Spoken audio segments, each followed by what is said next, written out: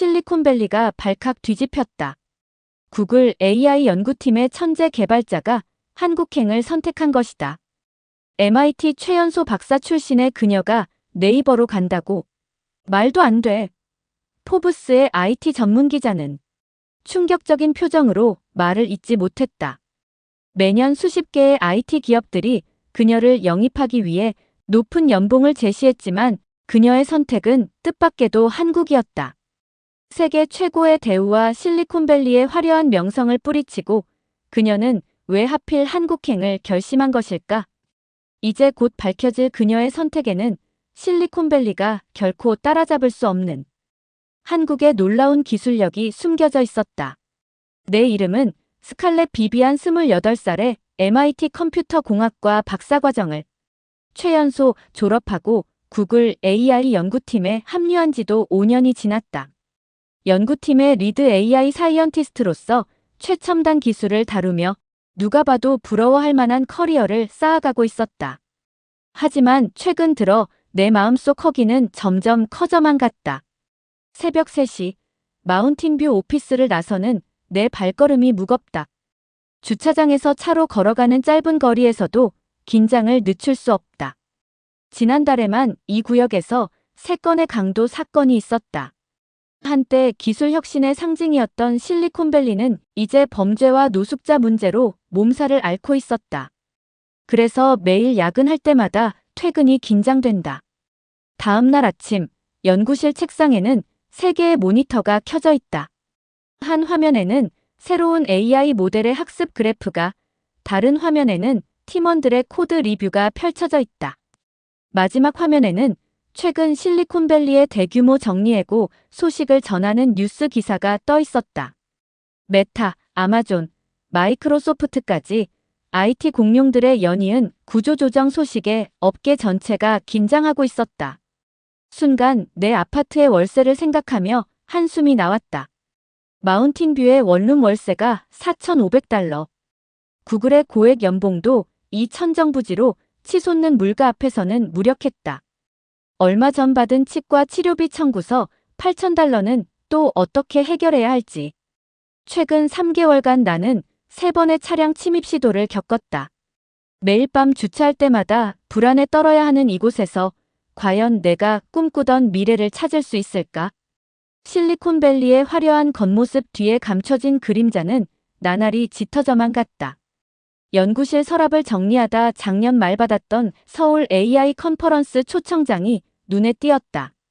당시 바쁘다는 핑계로 거절했지만 최근 네이버와 카카오가 국제학회에서 보여준 기술력은 분명 인상적이었다. 특히 한국의 디지털 인프라와 의료 시스템에 대한 이야기들이 자주 귓가에 맴돌았다. 아침 뉴스에서는 또다시 총기 사고 소식이 들려온다. 이번에는 근처 쇼핑몰에서 발생한 무차별 총격 사건. 박사 학위와 최고의 연봉도 이런 불안으로부터는 자유로울 수 없었다. MIT에서 함께 공부했던 한국인 친구가 보내준 판교 테크노밸리의 사진을 다시 꺼내본다. 저곳에서라면 적어도 매일 밤 총성에 잠을 설치진 않아도 될 것이다. 퇴근길에 마주친 노숙자 텐트촌의 모습에 가슴이 먹먹해진다. 세계 최고의 기술 기업들이 모여있는 이곳에서 우리는 과연 무엇을 위해 이토록 달려왔던 걸까? 변화가 필요했다. 그것도 아주 큰 변화가. 마지막으로 참석한 구글 I/O 컨퍼런스에서의 일이다. 글로벌 AI 프로젝트를 소개하던 중 한국의 한 기업이 발표한 초거대 AI 모델에 모든 참석자들이 놀라움을 금치 못했다. 네이버의 하이퍼클로바 X는 우리가 6개월째 고민하던 문제를 이미 해결한 상태였다. 그것도 더 효율적인 방식으로. 호기심이 생겼다. 평소 아시아 시장에 큰 관심이 없었지만 이번엔 달랐다. 연구 자료들을 찾아보니 한국의 IT 기업들은 이미 상당한 수준의 기술력을 보유하고 있었다. 특히 실생활에 적용된 AI 기술들은 실리콘밸리의 그것보다 몇 걸음 앞서 있었다. 마침 받은 서울 AI 컨퍼런스 초청. 이번에는 놓치고 싶지 않았다. 연구팀 리더로서 새로운 기술 트렌드를 파악하는 것도 중요했지만 솔직히 한국의 IT 생태계가 더 궁금했다. 인천공항에 도착한 순간부터 충격의 연속이었다. 로봇이 안내하는 입국장, 생체인식으로 처리되는 입국 심사, 전자결제 하나로 해결되는 모든 것들. 공항 철도에서 경험한 초고속 와이파이는 실리콘밸리의 그것과는 차원이 달랐다. 판교 테크노밸리를 방문하면서 받은 충격은 더 컸다. 로봇들이 커피를 배달하고 모든 건물이 스마트 시스템으로 운영되고 있었다. 이건 실리콘밸리가 프로토타입으로만 구현하던 것들의 완성된 모습이었다. 가장 인상적이었던 것은 도시 전체의 디지털 인프라였다. 밤 12시에 혼자 지하철을 타고 이동하면서도 전혀 불안하지 않았다. CCTV와 스마트 안전 시스템이 곳곳에 설치되어 있었고 거리는 밝고 깨끗했다. 총기 사고나 노숙자 문제도 찾아볼 수 없었다. 우연히 들른 병원에서는 또 다른 미래를 보았다. 심한 편두통으로 응급실을 찾았는데 대부분의 절차가 디지털화되어 있었고 진료비는 믿을 수 없을 만큼 저렴했다. 실리콘밸리에서 수만 달러를 호가하는 MRI 검사가 이곳에서는 몇백 달러에 불과했다. 컨퍼런스 마지막 날, 한국의 AI 연구진들과 깊은 대화를 나눌 기회가 있었다. 그들의 기술력은 분명 세계 최고 수준이었다. 하지만 더 놀라웠던 것은 그들이 추구하는 방향이었다. 단순한 기술 개발이 아닌 실제 사회 문제를 해결하는 데 초점을 맞추고 있었다. 호텔로 돌아오는 길, 스마트폰 하나로 모든 것이 해결되는 이 도시의 편리함을 다시 한번 실감했다. 교통카드, 신분증, 결제, 심지어 관공서 업무까지. 이곳은 분명 실리콘밸리가 그토록 꿈꾸던 미래였다. 서울에서의 일주일은 내 시각을 완전히 바꾸어 놓았다. 이곳은 단순한 IT 강국이 아닌 기술과 삶의 조화를 이룬 미래 도시였다. 비행기 탑승을 기다리며 나는 처음으로 진지하게 생각했다. 이곳에서 새로운 시작을 하는 것은 어떨까? 귀국 후 일상으로 돌아왔지만 서울에서 보았던 모든 것들이 계속 머릿속을 맴돌았다. MIT 시절부터 늘 최고만을 추구해왔던 나였다. 구글이라는 세계 최고의 기업에서 일하면서도 이상하게 허전함이 가시질 않았다. 하지만 이제는 그 이유를 알 것 같았다. 네이버와 카카오의 리크루터들이 보낸 이메일을 다시 열어보았다. 처음에는 단순히 예의상 답장만 보냈지만 이번에는 달랐다. 그들이 제시한 비전은 분명 매력적이었다.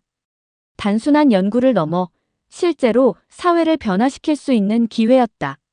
서류 준비는 생각보다 복잡했다.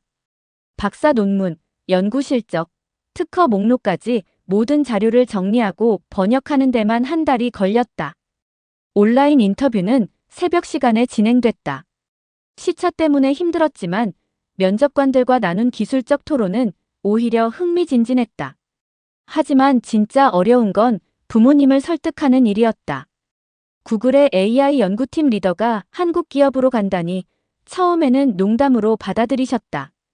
내가 미쳤구나라는 아버지의 첫 반응이 아직도 귓가에 맴돈다. 어머니는 며칠 동안 말씀도 없으셨다. 데이터로 설득하기로 했다.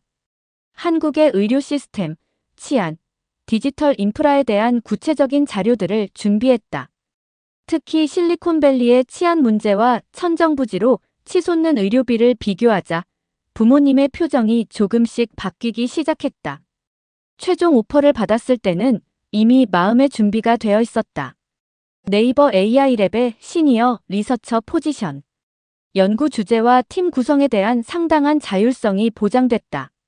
무엇보다 매력적이었던 건 연구 결과를 즉시 서비스에 적용해 볼 수 있다는 점이었다. 사직서를 제출하던 날, 구글의 동료들은 다들 놀란 표정이었다. 정말 한국으로 가는 거야?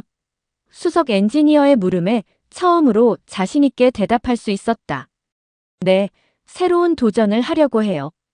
그의 눈빛에서 부러움이 느껴졌다. 아파트 계약 해지, 차량 매각, 가구 처분까지. 10년 넘게 쌓아온 실리콘밸리에서의 삶을 정리하는 일은 생각보다 홀가분했다. 마지막으로 챙긴 건 학창 시절부터 모아온 연구 노트들과 노트북 한 대뿐이었다.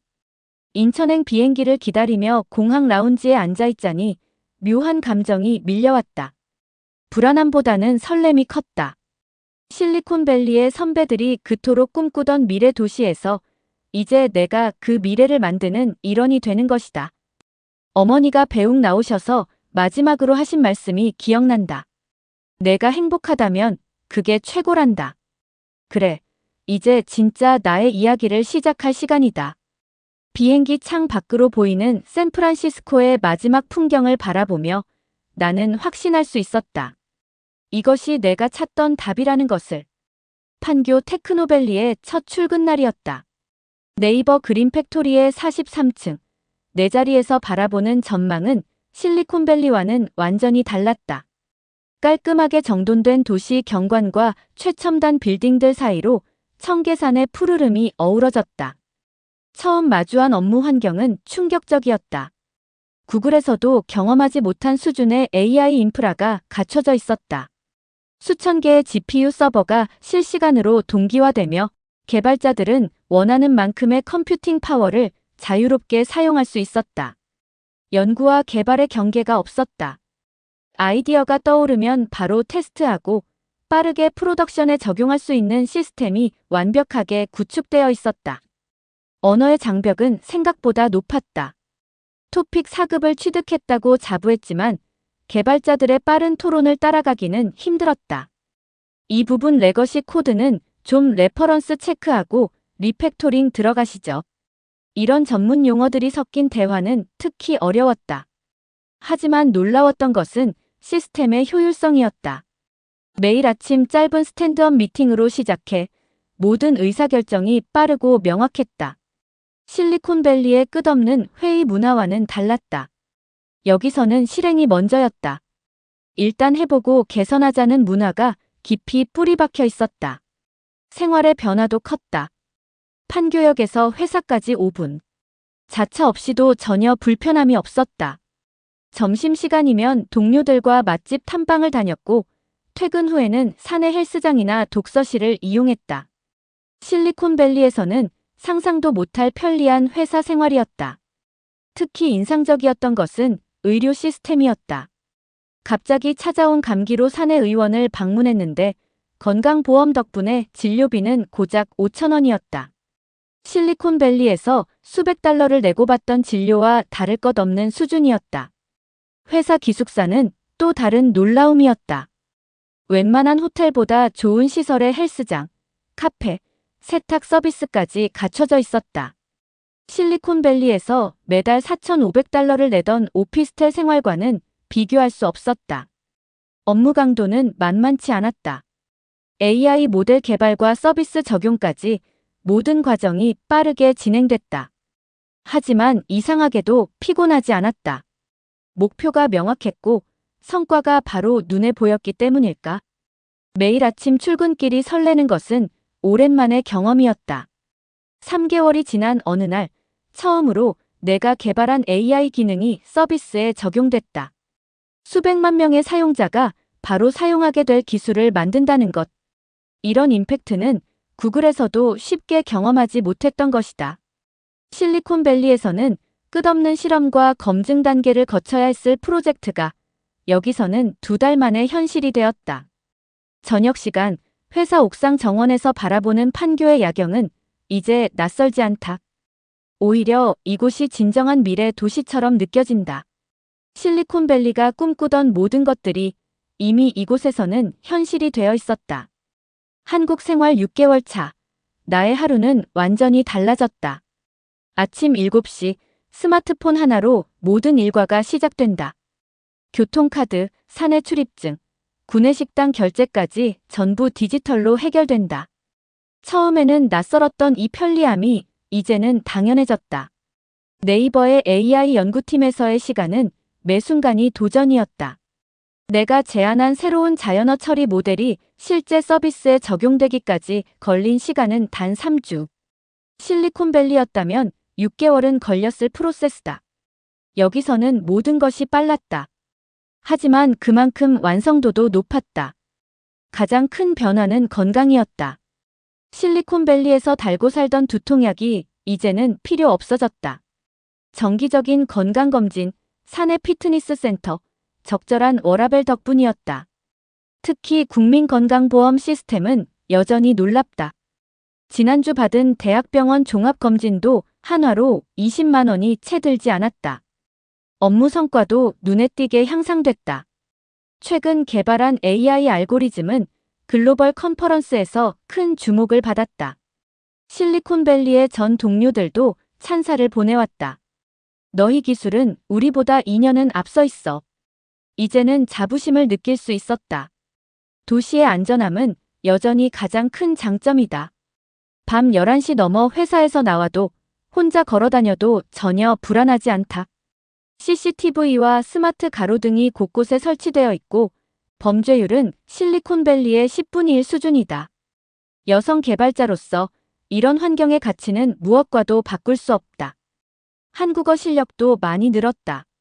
이제는 팀 회의에서 기술적 토론도 가능하다. 동료들의 배려 덕분이다. 특히 매주 금요일 저녁의 테크토크 시간은 즐겁다. 영어와 한국어를 섞어가며 최신 기술 트렌드를 논하는 시간이 어느새 일주일 중 가장 기다려지는 순간이 되었다. 새로운 프로젝트도 시작했다. 초거대 AI 모델의 효율성 개선 연구다. 팀장님은 전폭적인 지원을 약속했다. 원하는 만큼의 리소스를 사용하세요. 실리콘밸리에서는 상상도 못할 파격적인 제안이었다. 주말이면 서울 곳곳을 탐험한다.